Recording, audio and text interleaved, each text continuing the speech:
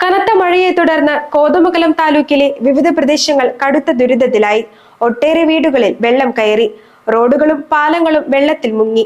കുട്ടമ്പുഴയിലെ ആദിവാസി ഉന്നതികൾ ഉൾപ്പെടെ ഒറ്റപ്പെട്ട അവസ്ഥയിലാണ്. മഴ തുടർന്നാൽ ആഘാതം കനത്തതാകും. വെള്ളിയാഴ്ച ആരംഭിച്ച തുടർച്ചയായ മഴയാണ് നാടെങ്ങും കെടുതിക്ക് ഇടയാക്കിയത്. പുഴകളും തോടുമെല്ലാം നിറഞ്ഞൊഴുകുകയാണ്.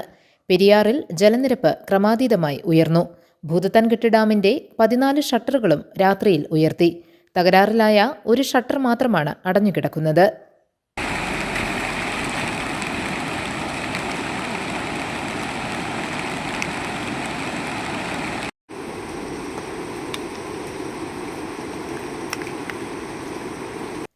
കുട്ടമ്പുഴ, പല്ലാരിമംഗലം, പൈങ്ങോട്ടൂർ പഞ്ചായത്തുകളിൽ 50-ലധികം വീടുകളിൽ വെള്ളം കയറി. സാധന സാമഗ്രികൾ നശിച്ചു.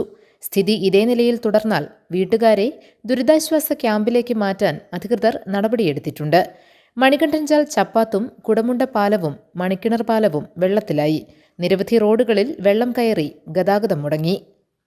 കോതമംഗലം ടൗണിൽ അരമനപ്പടിയിൽ റോഡിൽ വെള്ളം കയറി. കുരൂർത്തോടും കരകവിയുന്ന നിലയിലാണ്. ജലാശയങ്ങളുടെ തീരങ്ങളിൽ കൃഷിയിടങ്ങൾ വെള്ളത്തിലാണ്. മഴ തുടർന്നാൽ പ്രത്യാഘാതം കനത്തതാകും.